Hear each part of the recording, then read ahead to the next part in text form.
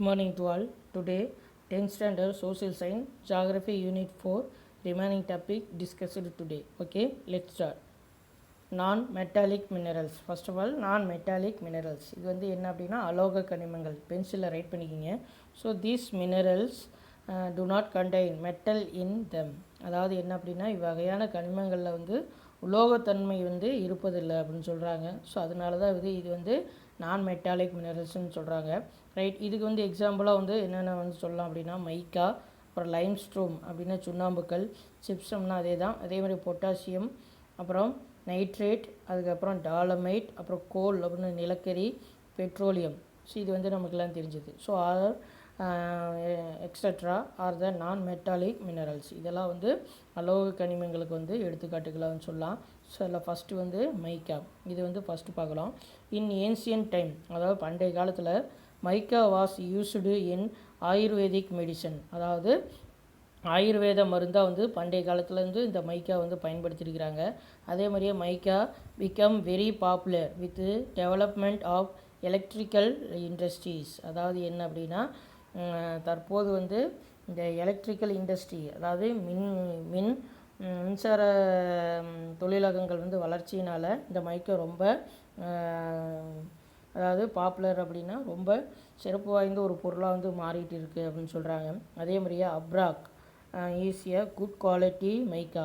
இந்த அப்ராக்குங்கிறது ஒரு நல்ல தரமான மைக்காவாக வந்து இந்த அப்ராக் அப்படிங்கிற மைக்காவுன்னு சொல்கிறாங்க. அதே மாதிரி இட் இஸ் டிரான்ஸ்லண்ட், அதாவது இது வந்து எப்படி வேணாலும் மாற்றிக்கலாம் அப்படின்னு சொல்கிறாங்க. அதாவது டிரான்ஸ்லண்ட்னா மாறக்கூடியது அப்படின்னு சொல்கிறாங்க. ஈஸிலி ஸ்ப்ளட்டபிள் அப்படின்னா பிரித்தெழுத்தல், இன்டூ தின் ஷீட், அதாவது மிக மெல்லிய பட்டைகளாக வந்து தின் ஷீட் அப்படின்னா மெல்லிய பட்டைகளாக வந்து ரொம்ப ஈஸியாக வந்து பிரித்து எடுக்க முடியும் அப்படின்னு சொல்கிறாங்க. அதே மாதிரியே ஃப்ளாட் அப்படின்னா சமமான சமமான தரை பரப்பளவில் வந்து கிடைக்கும் அப்படின்னு சொல்கிறாங்க. அதே மாதிரி கலர்லெஸ்னால் நிறமற்றவை அப்படின்னு சொல்கிறாங்க. அதுக்கப்புறம் எலாஸ்டிக் அப்படின்னா நெகிழும் தன்மை, அதாவது எப்படி வேணாலும் வளைச்சிக்கலாம் அப்படின்னு சொல்கிறாங்க. அதுக்கப்புறம் இன்கம்ப்ரெசிபிள், அதாவது அழுத்தத்தை வந்து தாங்கக்கூடிய ஒரு பொருளாக வந்து இருக்குது அப்படின்னு சொல்கிறாங்க.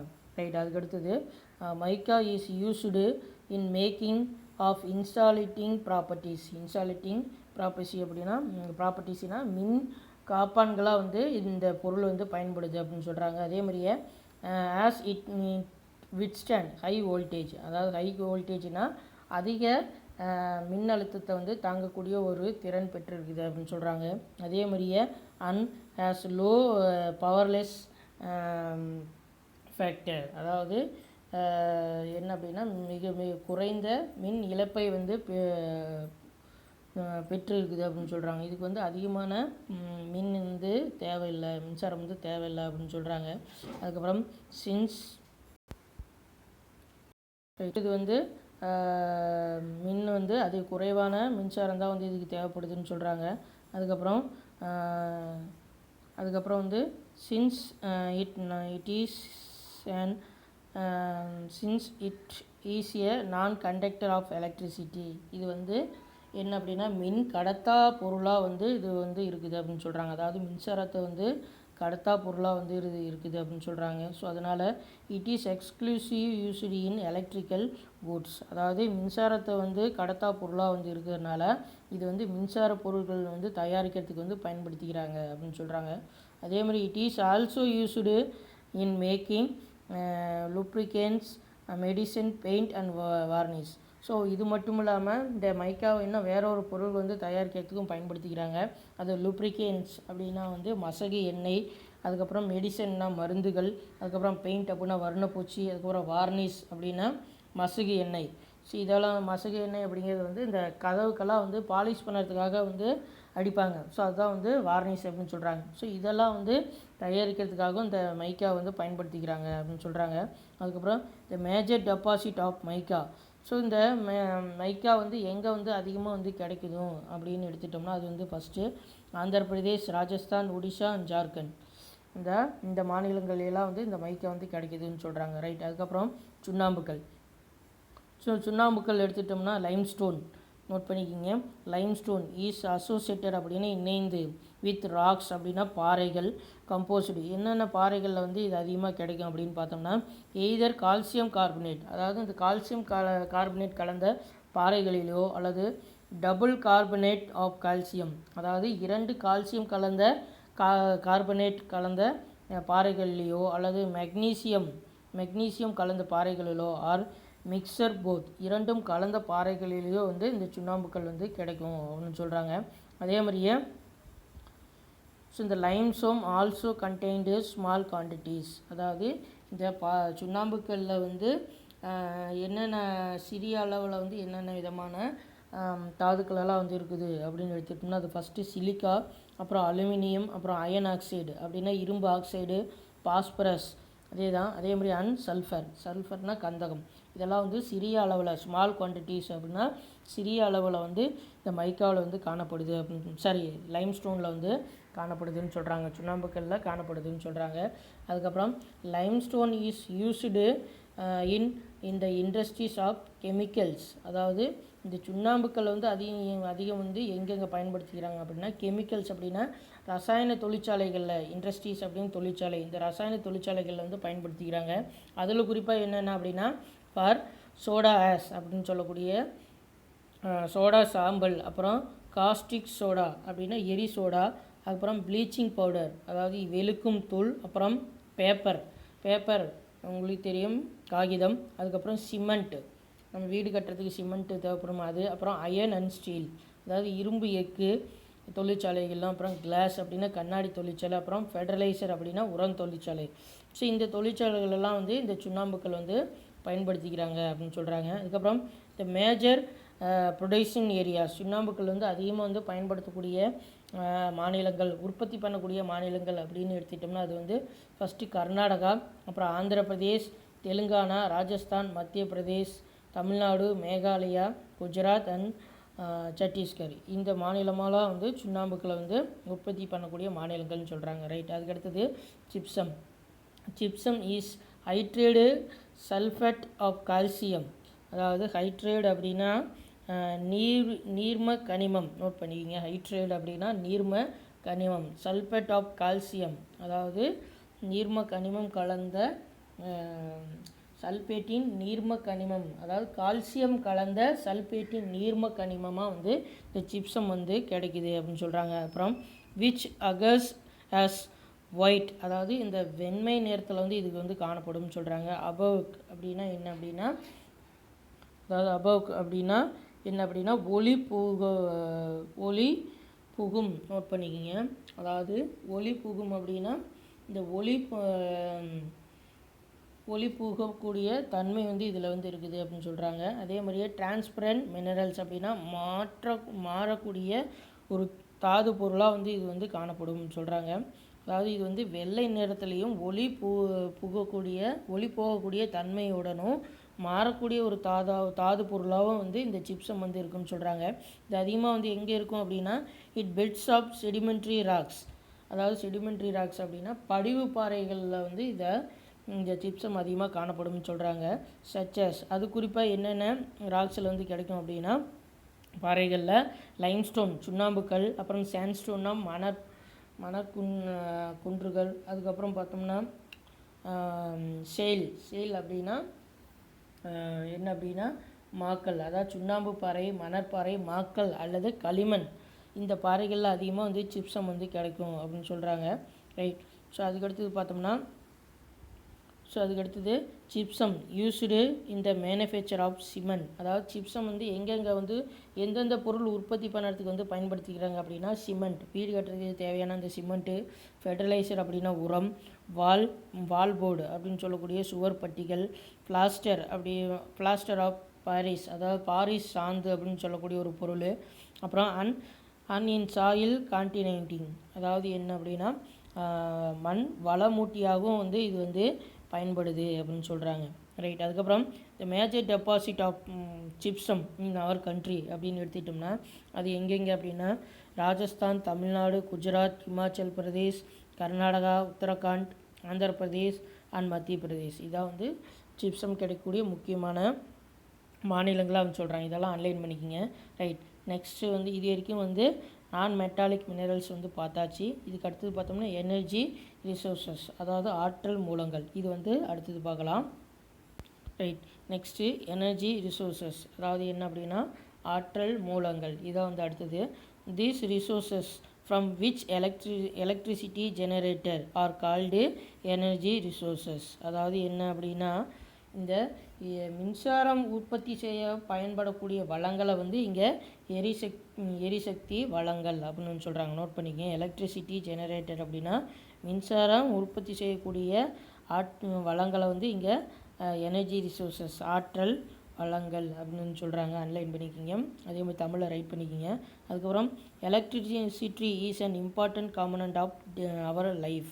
அதாவது நம்மளுடைய அன்றாட வாழ்க்கையில் வந்து இந்த மின்சாரம் வந்து ஒரு முக்கிய ஒரு அங்கமாக வந்து இருக்குதுன்னு சொல்கிறாங்க. அதே மாதிரி no day to day activity takes without the use of this energy. அதாவது நம்மளுடைய தினசரி வாழ்க்கையில் வந்து இந்த மின்சாரத்தை பயன்பாடு இல்லாமல் நம்மளால் இருக்க முடியாது அப்படின்னு சொல்கிறாங்க. ஸோ அதனால தான் வந்து இது ரொம்ப இம்பார்ட்டன்ட் காம்பனண்ட்டாக வந்து இருக்குதுன்னு சொல்கிறாங்க. அதுக்கப்புறம் it is also key factor. அப்படின்னா என்ன அப்படின்னா கீ ஃபேக்டர் அப்படின்னா மூலாதாரம் அப்படின்னு சொல்கிறாங்க. எதுக்கு வந்து மூலாதாரமாக இருக்குது அப்படின்னா for all economic activities and industrial development. அதாவது ஃபார் ஆல் எக்கனாமிக் ஆக்டிவிட்டீஸ்னால் அனைத்து பொருளாதார நடவடிக்கைகளுக்கும், அதே மாதிரியே அண்ட் இண்டஸ்ட்ரியல் டெவலப்மெண்ட் தொழிற்சாலை வளர்ச்சிக்கும் வந்து இந்த மின்சாரம் வந்து ஒரு மூலாதாரமாக வந்து இருக்குதுன்னு சொல்கிறாங்க. அதுக்கப்புறம் எனர்ஜி ரிசோர்ஸஸ் கேன் பி, அதாவது முன்னால் வந்து ஏற்கனவே நம்ம சொன்னது மாதிரியே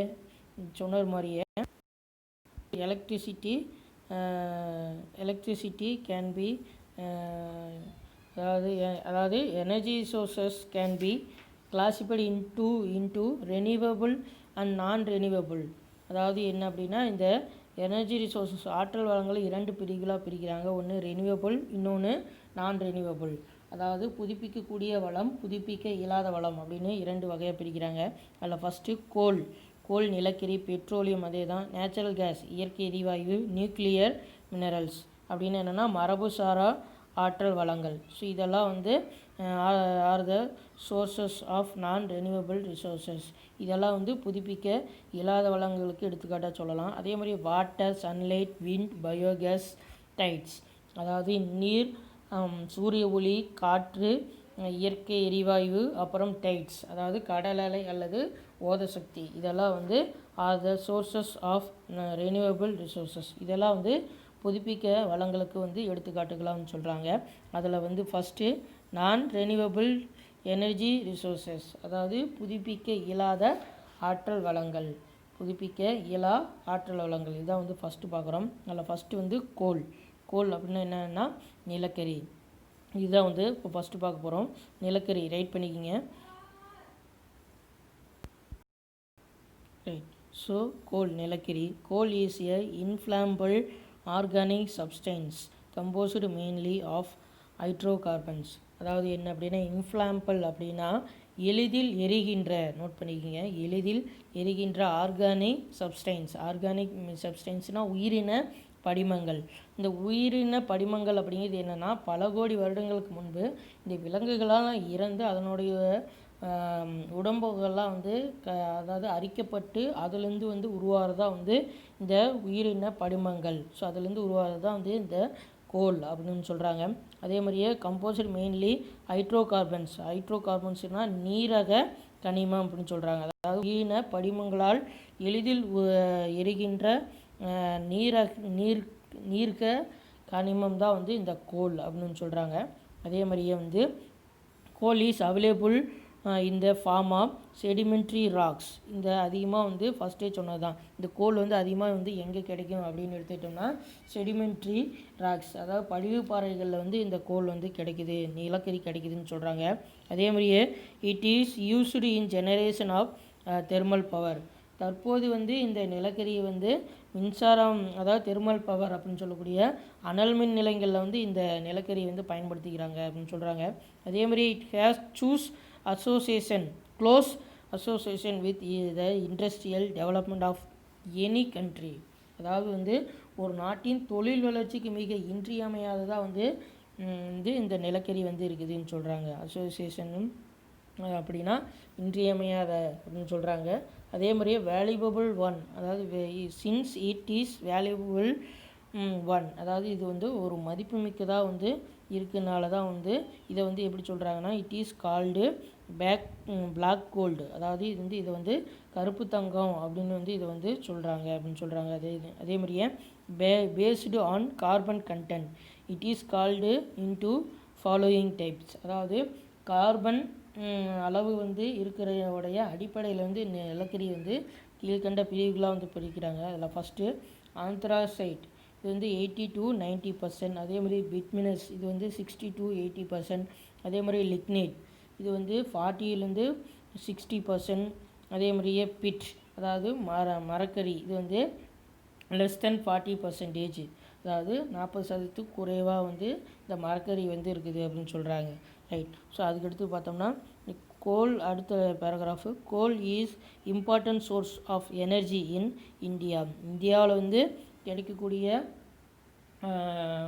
அதாவது இந்தியாவில் கிடைக்கக்கூடிய ஆற்றல் வளங்கள்லேயே வந்து மிகவும் முக்கியமான ஒரு ஆற்றல் வளம்னா அது வந்து நிலக்கரி தான் சொல்கிறாங்க. With it is varied, right. So it's varied and innumerable uses, அதாவது பல்வேறு வகையான பயன்பாடுகளுக்கு வந்து இந்த கோல் வந்து பயன்படுது அப்படின்னு சொல்கிறாங்க. அதே மாதிரியே இட் கேன் பி கன்வெர்ட்டடு இன்டூ, அதாவது எந்தெந்த பொருளாக வந்து இதை வந்து நிலக்கரி வந்து மாற்றிக்கலாம் அப்படின்னா ஃபஸ்ட்டு கேஸ்னால் வாயுக்கள், அடுத்தது ஆயில் அப்படின்னா எண்ணெய், அடுத்து எலக்ட்ரிசிட்டி அப்படின்னா மின்சாரம், அடுத்தது தெர்மல் பவர் அப்படின்னா அனல்மின் நிலையம். ஸோ இதில் எல்லாம் வந்து இந்த நிலக்கரி வந்து பயன்படுத்திக்கிறாங்க அப்படின்னு சொல்கிறாங்க. அதே மாதிரி பிசைட்ஸ், அதாவது மேலும் it forms as a basic raw material, அதாவது பொதுவான ஒரு மூலப்பொருளாக வந்து பயன்படுது. எதுக்கெல்லாம் அப்படின்னு எடுத்துக்கிட்டோம்னா for the production of chemicals, அதாவது ரசாயன தயாரிக்கிறதுக்கு வந்து இந்த நிலக்கரி வந்து பயன்படுது. அதே மாதிரி டைஸ் அப்படின்னா சாயங்கள், அப்புறம் ஃபெர்டிலைசர் அப்படின்னா உரம், அப்புறம் பெயிண்ட் அப்படின்னா வர்ணப்பூச்சி, சிந்தட்டிக் அப்படின்னா செயற்கை இலை, அதுக்கப்புறம் எக்ஸ்ப்ளோசர்ஸ் வெடிமருந்து, இதை வந்து தயாரிக்கிறதுக்கெல்லாம் வந்து இந்த நிலக்கரி வந்து பயன்படுது அப்படின்னு சொல்கிறாங்க. ரைட். அதுக்கப்புறம் India coal is mostly associated with Gondwana series of rocks, அதாவது இந்தியாவில் காணப்படக்கூடிய இந்த நிலக்கரி வயல்கள் வந்து எந்த பகுதியில் அதிகமாக கிடைக்குது அப்படின்னா கோண்டுவானா தொடர் கொண்ட பாறைகளில் வந்து கிடைக்குது அப்படின்னு சொல்கிறாங்க. அதாவது கோண்டுவானா தொடர் கொண்ட பாறைகளில் வந்து இங்கே நிலக்கரி வந்து கிடைக்குதுன்னு சொல்கிறாங்க. அதே மாதிரி and is primarily found in பெனிசுலர் India, அதாவது என்னென்னா தீபகற்ப இந்தியாவில் வந்து அதிகமாக வந்து கிடைக்குது அப்படின்னு சொல்கிறாங்க. அதே மாதிரியே the state of Jharkhand and Odisha, அதாவது அதிகமாக வந்து எங்கெங்கே வந்து கிடைக்குது அப்படின்னா, அதாவது 90% வந்து இந்த கோல் வந்து எந்தெந்த ஏரியாவில் வந்து ரிசீவ் ஆகுது அப்படின்னா Jharkhand, Odisha, West Bengal, Madhya Pradesh along account for nearly 90% of coal reserves of the country, அதாவது நாட்டில் வந்து 90% வந்து நிலக்கரி வந்து இந்த மாநிலங்களில் தான், ஜார்க்கண்ட், ஒடிஷா, வெஸ்ட் பெங்கால் அண்ட் மத்திய பிரதேஷ், இந்த மாநிலங்கள்லாம் வந்து நாட்டோடைய 90% வந்து நிலக்கரி வந்து கிடைக்குதுன்னு சொல்கிறாங்க. அதே மாதிரி about 2% of India's coal of is of tertiary time, அதாவது மீதி ரிமைனிங் வந்து 2% வந்து இந்தியாவில் கிடைக்கக்கூடிய அந்த கோல் வந்து பார்த்தோம்னா டெரிட்டரி டைப், அதாவது 3ஆம் நிலை நிலக்கரியாக வந்து சொல்கிறாங்க அப்படின்னு சொல்கிறாங்க. Mostly found in Assam and Jammu and Kashmir, Assam, Jammu and காஷ்மீரில் வந்து 2% வந்து 3ஆம் நிலை நிலக்கரி வந்து கிடைக்குதுன்னு சொல்கிறாங்க. அதே மாதிரியே coal India limited and India state controlled coal mining company headquarter in Kolkata in West Bengal, அதாவது இந்திய அரசால் நிர்வகிக்கப்படக்கூடிய இந்திய நிலக்கரி நிறுவனம் வந்து மேற்கு வங்காளத்தில் இருக்கக்கூடிய கொல்கத்தா வந்து தலைமையிடமாக கொண்டு இது வந்து செயல்படுது அப்படின்னு சொல்கிறாங்க. ரைட். அதுக்கடுத்து பார்த்தோம்னா Jharkhand is the largest goal producing state in the country, அதாவது நாட்டில் வந்து அதிகமாக வந்து நிலக்கரி வந்து உற்பத்தி செய்யக்கூடிய மாநிலமாக வந்து ஜார்க்கண்ட் வந்து இருக்குதுன்னு சொல்கிறாங்க. அதை தொடர்ந்து ஃபாலோடு பை, அதாவது இந்த ஜார்க்கண்ட் தொடர்ந்து வந்து ஒடிஷா, சத்தீஸ்கர், வெஸ்ட் பெங்கால், மத்திய பிரதேஷ், ஆந்திர பிரதேஷ் அண்ட் மகாராஷ்டிரா. ஜார்க்கண்டுக்கு அடுத்தபடியாக இந்த மாநிலங்களெல்லாம் வந்து அடுத்தபடியாக நிலக்கரி வந்து உற்பத்தி பண்ணுறாங்க அப்படின்னு சொல்கிறாங்க. அதே மாதிரி Indian lignite brown colour deposit, அதாவது என்ன அப்படின்னா இந்தியாவில் வந்து கிடைக்கக்கூடிய லிக்னேட் ப்ரௌன் கலர் லிக்னேட் அப்படின்னு, அதாவது லிக்னேட் ப்ரௌன் கலர் பழுப்பு நிலக்கரி டெபாசிட் அகர் இந்த southern and western part of peninsular. அதாவது என்ன அப்படின்னா தீபகற்ப இந்தியாவில் தெற்கு மற்றும் மேற்கு பகுதியோடைய தீபகற்ப பகுதியில் வந்து இந்த லிக்னேட் பழுப்பு நிலக்கரி வந்து கிடைக்குதுன்னு சொல்கிறாங்க, படிவுகள் வந்து காணப்படுதுன்னு சொல்கிறாங்க. அது பர்டிகுலர்லி குறிப்பாக வந்து தமிழ்நாடு, புதுச்சேரி, கேரளா பகுதியில் வந்து இந்த லிக்னேட் பழுப்பு நிலக்கரி வந்து கிடைக்குதுன்னு சொல்கிறாங்க. அதே மாதிரியே the ministry of coal has overall responsibility, அதாவது இந்திய நிலக்கரி அமைச்சகம், நோட் பண்ணிக்கோங்க, இந்திய நிலக்கரி அமைச்சகம் வந்து இது எல்லாத்துக்குமே பொறுப்பு அப்படின்னு சொல்கிறாங்க. எதுக்கு அப்படின்னு பார்த்தோம்னா டிட்டர்மைனிங் பாலிசிஸ், அதாவது முடிவெடுக்கக்கூடிய கொள்கைகளை வந்து ஏற்படுத்துறது. அதே மாதிரியே strategies in respect of exploration, அதாவது நிலக்கரி ஆய்வுகளை வந்து மேற்கோள் அகழ்வாய்வு வந்து செய்கிறது. அதுக்கப்புறம் development of coal resources in இந்தியாவில் வந்து நிலக்கரியை வந்து மேம்படுத்துதல். இதுக்கு எல்லாத்துக்குமே வந்து பொறுப்பு வந்து என்ன அப்படின்னா இந்த மினிஸ்ட்ரி ஆஃப் கோல், இந்திய நிலக்கரி அமைச்சகம் தான் இதுக்கு எல்லாத்துக்குமே பொறுப்பு அப்படின்னு சொல்கிறாங்க. ஸோ இது மட்டும் இல்லாமல் இந்தியாவில் வந்து இருக்கக்கூடிய இந்த கோல் லிமிடெட் வந்து இண்டஸ்ட்ரீஸ் எல்லாம் வந்து என்னென்ன அப்படின்னு எடுத்துக்கிட்டோம்னா கோல் இந்தியா லிமிடெட், அதாவது இந்திய நிலக்கரி நிறுவனம் CIL. அதுக்கடுத்தது பார்த்தோம்னா NLC இந்தியா லிமிடெட் NLCIL, அதாவது இது வந்து என்ன அப்படின்னா இந்திய தேசிய பழுப்பு நிலக்கரி நிறுவனம். அதுக்கடுத்து பார்த்தோம்னா சிங்கரேணி கோலரிஸ் கம்பெனி லிமிடெட் SCCL அப்படின்னு சொல்லக்கூடியது. இது வந்து சிங்கரேணி கோலரிஸ் நிலக்கரி நிறுவனம். ஸோ இது எல்லாத்துக்குமே வந்து இட்ஸ் பப்ளிக் செக்டர் அண்டர்டேக்கிங், இது எல்லாமே வந்து இது அமைச்சகத்தோட பொதுத்துறை நிறுவனமாக வந்து செயல்படுது அப்படின்னு சொல்கிறாங்க. ரைட். அதுக்கடுத்து எடுத்தோம்னா petroleum. Right. Next petroleum crude oil, அதாவது என்ன அப்படின்னா பெட்ரோலியம் அல்லது கச்சா எண்ணெய். நோட் பண்ணிங்க, பெட்ரோலியம் அல்லது கச்சா எண்ணெய். இது வந்து பார்க்கலாம். த word petroleum has been derived from 2 Latin word, அதாவது இந்த பெட்ரோலியம் அப்படிங்கிற வார்த்தை வந்து எதுலேருந்து தோன்றியது அப்படின்னா 2 லத்தீன் வேர்டு அப்படின்னு சொல்லக்கூடிய 2 லத்தீன் வார்த்தையிலேருந்து பெறப்பட்டதாக வந்து இந்த பெட்ரோலியம் அப்படின்னு சொல்கிறாங்க. அந்த 2 வேர்டு வந்து என்ன அப்படின்னா ஃபெட்ரோ மீனிங் ராக், அதாவது ஃபெட்ரோ அப்படிங்கிற வார்த்தை முதல் வார்த்தை, இதனுடைய பொருள் வந்து என்ன அப்படின்னா ராக்னா பாறை. தென் செகண்ட் வேர்டு வந்து ஓலியம் மீனிங் ஆயில், இது வந்து இரண்டாவது வார்த்தை ஓலியம், இது வந்து மீனிங் வந்து ஆயில் எண்ணெய் அப்படின்னு சொல்லக்கூடியது. ஸோ இந்த 2 வேர்டும் வந்து ஒன்றா கன்வெர்ட் ஆகி அதுலேருந்து உருவானதான் வந்து இந்த பெட்ரோலியம் அப்படின்னு சொல்கிறாங்க. அதே மாதிரியே thus petroleum is oil obtained from rocks of the earth, அதாவது இந்த பெட்ரோலியம் என்பது வந்து புவியில் உள்ள பாறை படிவுகள்லேருந்து பெறப்படக்கூடிய ஒரு எண்ணெய் தான் வந்து இங்கே பெட்ரோலியம் அப்படின்னு சொல்கிறாங்க.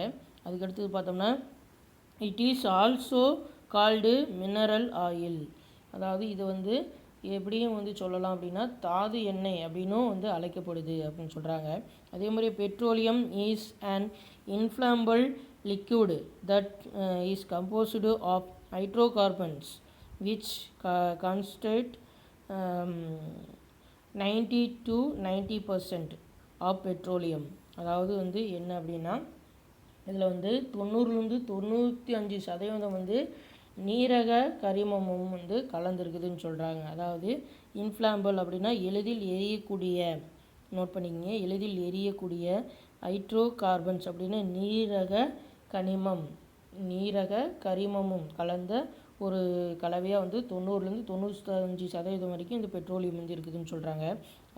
அதே மாதிரியே அந்த remaining of chiefly organic components containing oxygen, nitrogen, sulfur and traces of organic metallic components. இது வந்து ரிமைனிங் பர்சன்டேஜ் வந்து ஆக்சிஜன், நைட்ரஜன், கந்தகம், அப்புறம் வந்து கரிம உலோகங்களை கொண்ட எளிதில் எரியக்கூடிய ஒரு லிக்யூட் அப்படின்னா ஒரு திரவமாக வந்து இருக்குதுன்னு சொல்கிறாங்க. ரைட். அதுக்கப்புறம் இந்த ministry of petroleum and natural gas is ministry of government of India. அதாவது என்ன அப்படின்னா பெட்ரோலியம் மற்றும் இயற்கை எரிவாயு அமைச்சகம். இது வந்து இந்திய அரசாங்கத்தோடைய கீழே வந்து இயங்கக்கூடிய ஒரு அமைச்சகம் அப்படின்னு சொல்கிறாங்க. இட் இஸ் ரெஸ்பான்சிபிள் ஃபார் எதுக்கெல்லாம் வந்து இந்த அமைச்சகம் வந்து பொறுப்பு அப்படின்னா it is responsible for exploration அப்படின்னா வந்து என்ன அப்படின்னா ஆய்வு செய்தல், ப்ரொடக்ஷன் அப்படின்னா உற்பத்தி, ரிஃபைனிங்னா சுத்திகரிப்பு, டிஸ்ட்ரிபியூஷன் அண்ட் மார்க்கெட்டிங் ரெண்டுக்கு ஒரே மீனிங் தான் விநியோகம். அப்புறம் இம்போர்ட் அப்படின்னா இறக்குமதி, எக்ஸ்போர்ட்னா ஏற்றுமதி, அப்புறம் கன்சர்வேஷன் ஆஃப் பெட்ரோலியம் எண்ணெய் பாதுகாப்பு, அதுக்கப்புறம் நேச்சுரல் கேஸ் இயற்கை எரிவாயு, பெட்ரோலியம் ப்ராடக்ட் அப்படின்னா என்னென்னா பெட்ரோலிய உற்பத்தி பொருள்கள் and liquefied natural gas in India. So அதாவது பெட்ரோலிய உற்பத்தி பொருட்கள் இது எல்லாத்துக்குமே வந்து இந்த இந்திய சுரங்க அதாவது பெட்ரோலியம் இயற்கை எரிவாயு அமைச்சகம் தான் வந்து இதுக்கு எல்லாத்துக்குமே வந்து பொறுப்பு அப்படின்னு சொல்கிறாங்க. ரைட். ஸோ அதுக்கடுத்து பார்த்தோம்னா இந்த கீழேயே பார்த்துருப்பீங்க. ஸோ இந்த பிக்சர் இந்தியன் ஆயில் ரிஃபைனரி இந்திய எண்ணெய் சுத்திகரிப்பு அமைப்பு அப்படின்னு சொல்கிறாங்க. ரைட். அதுக்கடுத்தது right. Next petroleum is used as a source of power and fuel. அதாவது வந்து என்ன அப்படின்னா இந்த பெட்ரோலியம் வந்து எப்படியெல்லாம் வந்து பயன்படுத்திக்கிறாங்க அப்படின்னா சோர்ஸ் ஆஃப் பவர் அதாவது ஒரு அதாவது மின்சக்தியாக வந்து இந்த பெட்ரோலியம் வந்து அதாவது எரிசக்தி உற்பத்திக்கு வந்து இந்த பெட்ரோலியம் வந்து பயன்படுத்துகிறாங்க. அதே மாதிரியே ஃபியூல் அப்படின்னா எரிபொருளாகவும் வந்து இதை வந்து பயன்படுத்துகிறாங்க. அது வந்து எதுக்கு அப்படின்னா ஆட்டோமொபைல்ஸ் அப்படின்னா வாகனங்கள், ஏரோப்ளைன்ஸ் அப்படின்னா வானூர்திகள், அதுக்கப்புறம் சிப்ஸ்னா கப்பல், அப்புறம் லோக்கோமோட்டிவ்ஸ் அப்படின்னா என்ன அப்படின்னா ரயில்கள். நோட் பண்ணிக்கங்க, லோக்கோமோட்டிவ்ஸ் அப்படின்னா ரயில்கள். இந்த ரயில்கள் இது எல்லாத்துக்குமே வந்து ஒரு எரிபொருளாக வந்து இந்த பெட்ரோலியத்தை வந்து பயன்படுத்திக்கிறாங்க. அதே மாதிரியே லுப்ரிகேன்ஸ் அப்படின்னா மசுகு எண்ணெய், எரோசின் அப்படின்னா மண்ணெண்ணெய், வேஸ்லின் அப்படின்னா களிம்புகள் அதாவது மூஞ்சிகெல்லாம் போடுற மாதிரி வேஸ்லின் அது, அப்புறம் தார் ரோடு போடுறாங்கள்ல தார், அதுக்கப்புறம் சோப்பு நம்ம உடம்புக்கு போடுற சோப்பு, அப்புறம் ட்ரெர்லின் இந்த டெர்லின் அப்படிங்கிற ஒரு பொருள், அப்புறம் வேக்ஸ்னால் மெழுகு ஆர் இட்ஸ் பை ப்ராடக்ட் இதெல்லாம் வந்து இதனுடைய உப உற்பத்தி பொருள்களாக வந்து சொல்கிறாங்க. அதுக்கப்புறம் பார்த்தோம்னா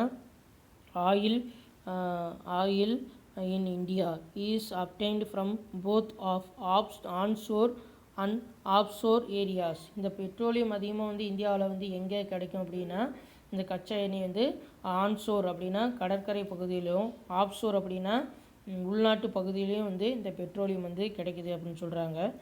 okay, today class over. Remaining topic we see the next class. Okay, thank you.